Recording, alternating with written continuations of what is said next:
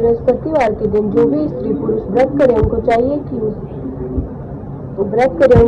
वह दिन में एक ही समय भोजन करें, क्योंकि बृहस्पतिश्वर भगवान का इस दिन पूजन होता है। भोजन पीले चने की दाल आदि का करें, परंतु नमक नहीं खाएं और पीले वस्त्र पहने। भोजन में पीले फलों का प्रयोग करें, पीले चंदन से पूजन करें। पूजन के बाद प्रेम पूर्वक गुरु महाराज बृहस्पति देव की कथा सुननी चाहिए। इस व्रत को करने से मन की इच्छाएं पूरी होती है और बृहस्पति महाराज प्रसन्न होते हैं तथा धन, पुत्र, विद्या तथा मनोवांछित फलों की प्राप्ति होती है। परिवार को सुख शांति मिलती है। इसलिए यह व्रत सब स्त्री और पुरुषों के लिए सर्वश्रेष्ठ और अति फलदायक है। इस व्रत में केले का पूजन करना चाहिए तथा और पूजन के समय तन, मन, क्रम, वचन से शुद्ध होकर जो इच्छा हो बृहस्पति देव से प्रार्थना करनी चाहिए। इच्छाओं को बृहस्पति देव अवश्य पूर्ण करते हैं, ऐसा मन में दृढ़ विश्वास रखना चाहिए। एक समय की बात है कि भारतवर्ष में एक राजा राज्य करता था। वह बड़ा प्रतापी और दानी था। प्रतिदिन मंदिर में दर्शन करने जाता और गरीबों और ब्राह्मणों की सहायता करता था। यह सब बातें उसकी रानी को अच्छी नहीं लगती थी। वह न तो व्रत करती और न ही गरीबों को दान देती थी और राजा को भी ऐसा करने से मना किया करती थी। एक दिन राजा शिकार खेलने वन में गया हुआ था। उसी समय बृहस्पति देव साधु के वेश में राजा के महल में भिक्षा के लिए गए और भिक्षा मांगी। रानी ने भिक्षा देने से इनकार किया और कहा, हे साधु महाराज, मैं तो दान पुण्य से तंग आ गई हूँ। मेरा पति सारा धन लुटाते रहते हैं। मेरी इच्छा है कि हमारा धन नष्ट हो जाए, फिर न रहेगा बांस न बजेगी बांसुरी।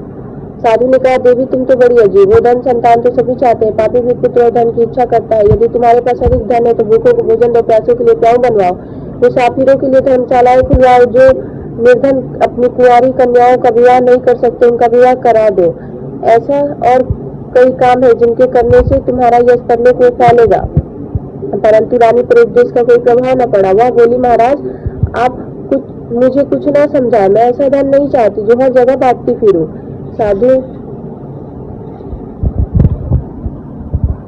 ने उत्तर दिया, यदि तुम्हारी ऐसी इच्छा है तो ऐसा ही होगा।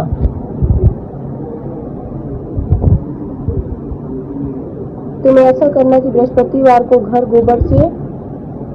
गोबर से लीपना, अपने केसों को धोना, केसों को धोते समय स्नान करना, राजा से कहना कि वह हजामत बनाए, भोजन में मांस मदिरा खाना, कपड़े धोबी के हाथ धुलने को डालना। ऐसा 7 बृहस्पतिवार करने से तुम्हारा सारा धन नष्ट हो जाएगा। इतना कहकर वह साधु महाराज वहां से चले गए। जैसा वह साधु कर गए थे, रानी ने वैसा ही किया। 6 बृहस्पतिवार ही बीते थे कि उसका सारा धन नष्ट हो गया और सारा परिवार दोनों समय भोजन के लिए तरसने लगा तथा संसारिक भोगों से दुखी रहने लगे।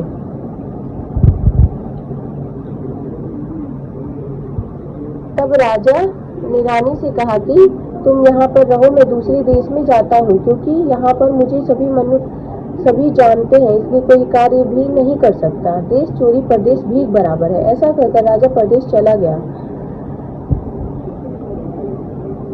वहां जंगल में जाकर लकड़ी काटता और उसे शहर में बेचता। इस तरह वह जीवन व्यतीत करने लगा। इधर राजा की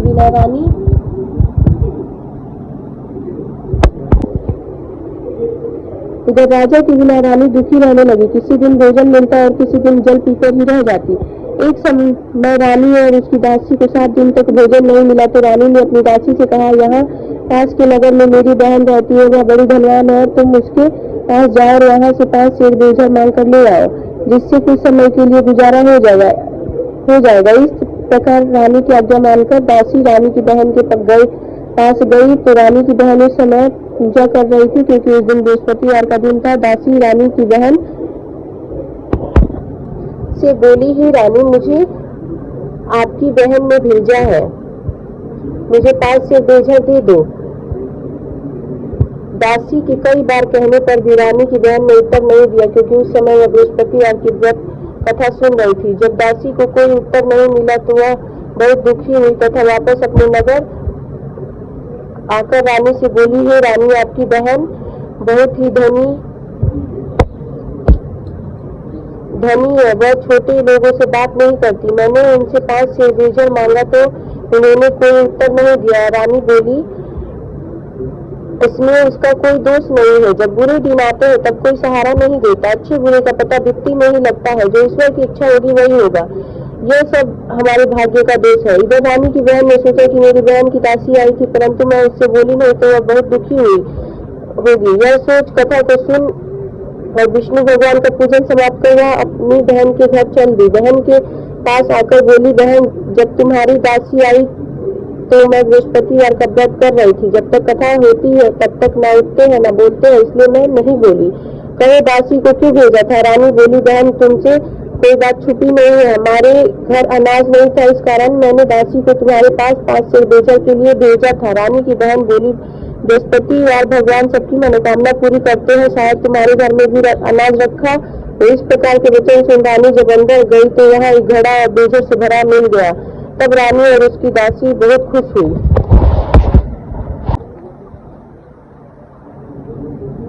दासी कहने लगी, हे रानी, वैसे ही हमको भोजन नहीं मिलता तो हम रोज ही व्रत करते हैं। अगर आपकी बहन से व्रत की विधि और कथा पूछ ली जाए तो उसे हम भी कर लिया करेंगे। रानी ने बहन से कहा, बहन बृहस्पतिवार के व्रत के क्या नियम है? तब रानी ने कहा, रानी की बहन ने बताया, बृहस्पतिवार के व्रत में चने की दाल और मुनक्का से भगवान विष्णु का केले की जड़ में पूजन करें तथा दीपक जलाए, पीला भोजन करे तथा कथा सुने। इस प्रकार करने से गुरु भगवान प्रसन्न होते हैं, अन्न पुत्र धन देते हैं, मनोकामना पूरी करते हैं। इस प्रकार रानी और दासी दोनों ने निश्चय किया कि बृहस्पति भगवान का पूजन जरूर करेंगे। 7 दिन बाद बृहस्पतिवार आया तो उन्होंने व्रत रखा। दासी गुड़साल में जाकर चना और गुड़ बिन लाई तथा उसकी दाल से केले की जड़ का तथा विष्णु भगवान का पूजन किया। अब पीला भोजन कहाँ से लाए?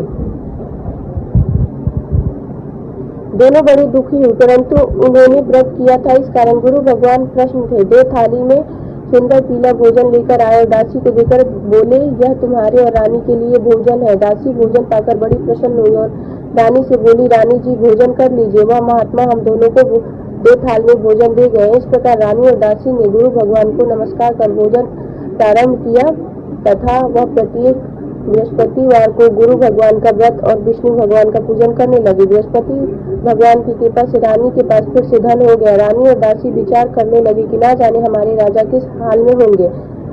उनकी कोई खोज खबर नहीं है, परंतु गुरु भगवान से प्रार्थना की। उन्होंने गुरु भगवान से प्रार्थना की। उधर राजा दुखी होकर जंगल में पेड़ के नीचे आसन जमाकर बैठ गया। वह अपनी पुरानी बातों को याद करके रोने लगा। तब उस जंगल में बृहस्पति देव एक साधु का रूप धारण करके आए और राजा के सामने आकर बोले, हे लकड़हारे, तो इस सुनसान जंगल में किस चिंता में हो? राजा ने दोनों हाथ जोड़कर प्रणाम किया और उत्तर दिया, महात्मा जी आप सब कुछ जानते हैं, मैं क्या कहूँ? यह कहकर वह रोने लगा और साधु को आत्मकथा सुनाई। महात्मा जी ने कहा, तुम्हारी पत्नी ने बृहस्पति देव के गंभीर भगवान का निरादर किया है, जिसके कारण तुम्हारी यह दशा हुई है। अब तुम चिंता को दूर करके मेरे कहने पर चलो तो तुम्हारे सब कष्ट दूर हो जाएंगे और भगवान पहले से भी अधिक संपत्ति देंगे। देखो तुम्हारी पत्नी ने बृहस्पतिवार का व्रत आरंभ कर दिया है। तुम भी बृहस्पतिवार का व्रत के चने की दाल व गुड़ को जल के लोटे में डालकर केले का पूजन करो, फिर कथा कहो और सुनो। ऐसा करने से भगवान तुम्हारी सब मनोकामनाएं पूरी करेंगे। साधु के ऐसे वचन सुनकर राजा बोला, हे प्रभु, मुझे लकड़ी बेचकर इतना पैसा नहीं मिलता जिससे भोजन करने के उपरांत कुछ बचा सकूं। मैंने रात सपने में अपनी पत्नी को व्याकुल देखा है। मेरे पास कुछ भी नहीं जिससे उसकी खबर मंगा सकूं। साधु ने कहा, हे राजन, तुम किसी बात की चिंता मत करो। बृहस्पतिवार के दिन तुम रोजाना की तरह लकड़ियां लेकर शहर को जाओ। तुमको रोज से दुगुना धन प्राप्त होगा, जिससे तुम भली भांति भोजन कर लोगे तथा बृहस्पति देव की पूजा का सामान भी आ जाएगा। बृहस्पतिवार की कहानी इस तरह कहानी कहकर साधु वहां से अंतर्ध्यान हो गए। जब बृहस्पतिवार का दिन आया तो राजा जंगल से लकड़ी काटकर शहर में बेचने गया। उसे उस दिन और दिनों की अपेक्षा अधिक धन मिला। राजा ने चना गुड़ आदि लाकर बृहस्पतिवार का व्रत किया, परंतु जब दोबारा बृहस्पतिवार का दिन आया तो व्रत करना भूल गया। इस कारण बृहस्पति देव नाराज हो गए। उस दिन उस नगर के राजा ने विशाल यज्ञ का आयोजन किया तथा शहर में यह घोषणा करा दी कि कोई भी मनुष्य अपने घर में भोजन न बनाए, न चूल्हा जलाए। समस्त जनता मेरे यहाँ भोजन करने आए। इस आज्ञा को जो न मानेगा उसे फांसी की सजा दी जाएगी। इस तरह की घोषणा संपूर्ण नगर में करवा दी गई।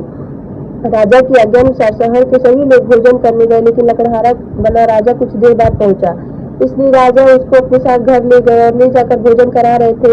तो रानी की दृष्टि उस खूंटी पर पड़ी जिस पर उसका हार लटका हुआ था।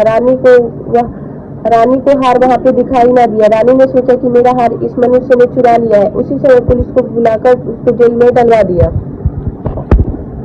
जब लकड़हारा जेल खाने में दुखी होकर विचार करने लगा कि ना जाने कौन से पूर्व जन्म के कर्म से मुझे दुख प्राप्त हुआ है, और उन्हीं साधु को याद करने लगा जो कि जंगल में मिले थे। उसी समय तत्काल बृहस्पति देव साधु के रूप में प्रकट हुए और उसकी दशा को देखकर कहने लगे, मूर्ख, तूने बृहस्पति देव की कथा नहीं करी, इस कारण तुझे दुख प्राप्त हुआ है। अब चिंता मत कर, बृहस्पति देव के दिन जेल के दरवाजे पर 4 पैसे पड़े मिलेंगे, उनसे तू बृहस्पति देव की पूजा करना, तेरे सभी कष्ट दूर हो जाएंगे। बृहस्पतिवार के दिन उसे 4 पैसे मिले। लकड़हारे ने कथा कही। उसी रात्रि को बृहस्पति देव ने उस नगर के राजा को स्वप्न में कहा, हे राजा, तुमने जिस आदमी को जेल में बंद कर दिया है वह निर्दोष है, वह राजा है, उसे छोड़ देना। रानी का हार उसी खूंटी पर लटका है। अगर तुम ऐसा नहीं करोगे तो मैं तुम्हारे राज्य को नष्ट कर दूंगा। इस तरह रात्रि के स्वप्न को देखकर राजा प्रातःकाल उठा और खूंटी पर हाथ देकर लकड़हारे को बुलाकर क्षमा मांगी तथा लकड़हारे को योग्य सुंदर वस्त्र व आभूषण देकर विदा किया। बृहस्पति देव के आज्ञानुसार लकड़हारा अपने नगर को चल दिया। राजा जब अपने नगर के निकट पहुंचा तो उसे बड़ा आश्चर्य हुआ। नगर में पहले से अधिक बाग, तालाब और कुएं तथा बहुत सी धर्मशालाएं, मंदिर आदि बन गए थे। राजा ने पूछा, यह किसके बाग और धर्मशाला है? तब नगर के लोग कहने लगे, यह सब रानी ने बनवाए हैं। तो राजा को आश्चर्य हुआ। जब रानी ने यह खबर सुनी कि राजा आ रहे हैं तो उसने दासी से कहा, दासी देख, राजा हमें कितनी बुरी हालत में छोड़ गए थे, कहीं वह लौट ना जाए, इसलिए तू दरवाजे पर खड़ी हो जा। आज्ञानुसार दासी दरवाजे पर खड़ी हो गई। राजा आए तो उन्हें अपने साथ लिया लाई। तब रानी ने कहा, हमें यह सब धन बृहस्पति देव के व्रत के प्रभाव से प्राप्त हुआ है। राजा ने निश्चय किया कि 7 दिन बाद तो सभी बृहस्पति देव के पूजन करते हैं, परंतु मैं प्रतिदिन 3 बार कहानी कहा करूंगा और व्रत किया करूंगा। अब हर समय राजा के दुपट्टे में चने की दाल बंधी रहती तथा दिन में 3 बार कहानी कहता। एक दिन राजा ने विचार किया कि चलो अपनी बहन के यहाँ हो आए। इस तरह का विचार कर राजा घोड़ी पर सवार हो अपनी बहन के यहाँ चलने लगा। मार्ग में उसने देखा कि कुछ आदमी मुर्दे को लिए जा रहे हैं। उन्हें रोककर राजा कहने लगा, भाइयों, मेरी बृहस्पति देव की कहानी सुन लो। वे बोले, लो, हमारा तो आदमी मर गया है, इसको अपनी कथा की पड़ी है। परंतु कुछ आदमी बोले, अच्छा कहो, हम तुम्हारी कथा भी सुनेंगे। राजा ने दुपट्टे से चने की दाल निकाली और जैसे ही कथा आधी हुई तो मुर्दा हिलने लग गया। कथा समाप्त हो गई तो राम राम करके मुर्दा उठकर खड़ा हो गया। आगे मार्ग में उसे एक किसान खेत में हल चलाता मिला। राजा ने उसे देखा और उससे बोला, अरे भैया, तुम मेरी बृहस्पति देव की कथा सुन लो। किसान बोला, जब तक तुम्हारी कथा सुनूंगा तब तक 4 हरैया और जोत लूंगा, जाओ अपनी कथा किसी और को सुनाना।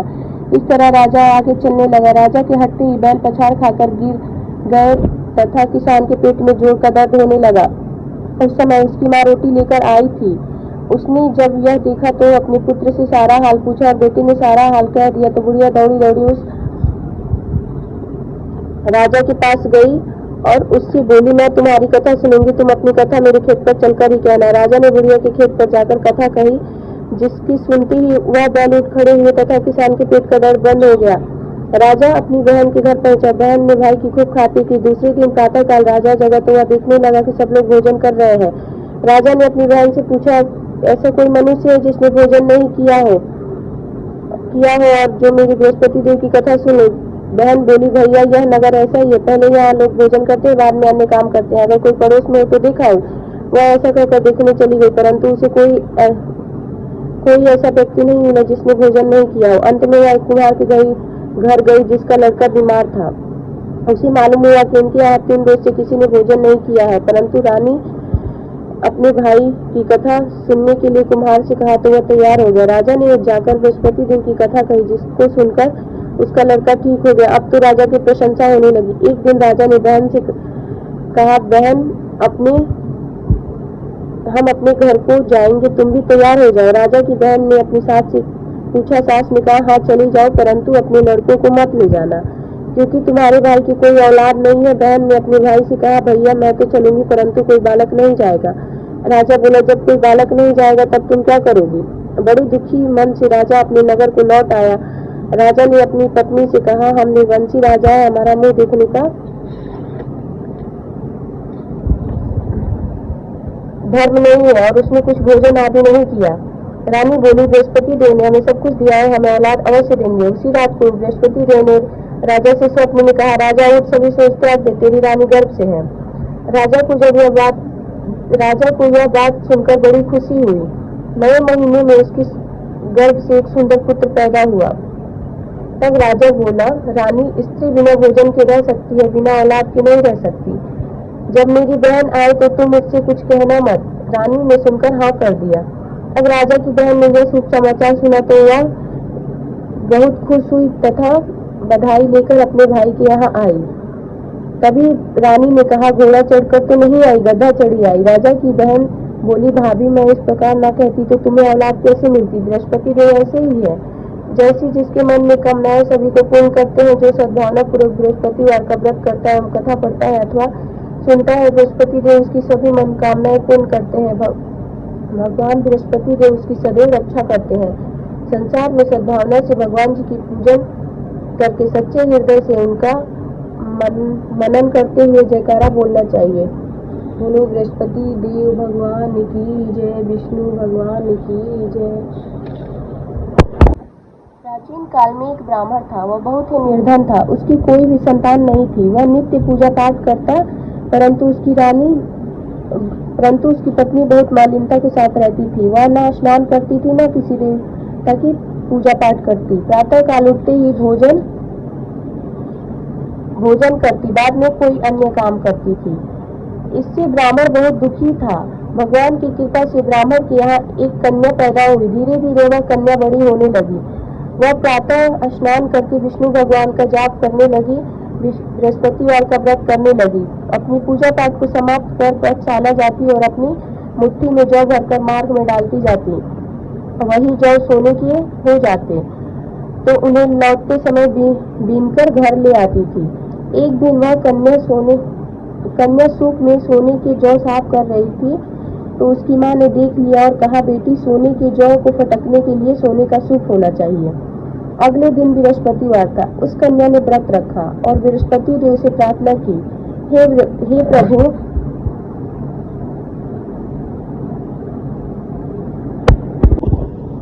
प्रभु, यदि मैंने आपकी पूजा सच्चे मन से की है तो मुझे सोने का सूप दे दो। बृहस्पति देव ने उसकी प्रार्थना स्वीकार कर ली। रोजाना की तरह वह जौ फैलाती हुई पाठशाला गई और जब लौटकर जौ बीन रही थी तो बृहस्पति देव की कृपा से रास्ते में सोने का सूप मिला तो उसे वह घर ले आई। एक दिन की बात है कि वह कन्या सोने के सूप से जौ साफ कर रही थी। उस समय उस नगर का राजपुत्र वहां से होकर निकला।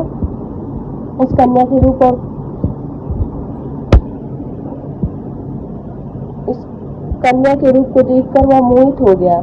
अपने घर जाकर भोजन तथा जल त्याग कर उदास होकर लेट गया। राजा को जब इस बात का पता लगा तो अपने मंत्रियों के साथ अपने पुत्र के पास गए और बोले, पुत्र, तुम्हें किस बात का कष्ट है? किसी ने तुम्हारा अपमान किया है अथवा कोई और कारण है तो बताओ, मैं वही कार्य करूंगा जिससे तुम हो प्रसन्नता हो। राजकुमार अपने पिता से बोला, पिताजी, मैं उस लड़की के साथ विवाह करना चाहता हूँ जो सोने की सूप में जौ साफ कर रही थी। यह सुनकर राजा बोला, पुत्र, यदि ऐसा है तो उस कन्या का पता बताओ, मैं उसके साथ तुम्हारा विवाह अवश्य करूंगा। राजकुमार ने अपने पिता को उस लड़की के घर का पता बताया। राजकुमार के बताए गए पते के अनुसार मंत्री उस लड़की के घर गए। ब्राह्मण कन्या का विवाह राजकुमार के साथ संपन्न हो गया। कन्या का विवाह होते ही ब्राह्मण के घर में पहले की भांति गरीबी आ गई। जब भोजन के लिए भी अन्न बड़ी मुश्किल से मिलता था। एक दिन ब्राह्मण अपनी पुत्री के पास गया। बेटी ने पिता से सारा हाल पूछा। तब ब्राह्मण ने सारा हाल क्या सुनाया। कन्या ने बहुत सा धन देकर पिता को विदा किया। इस तरह ब्राह्मण का कुछ समय सुखपूर्वक बीता। कुछ दिन बाद फिर वही हाल हो गया। ब्राह्मण फिर अपनी बेटी के यहाँ गया और सारा हाल बताया तो बेटी बोली, पिताजी, आप माता जी को यहाँ ले आइए, मैं उन्हें वह विधि बता दूंगी जिससे आपकी गरीबी दूर हो जाएगी।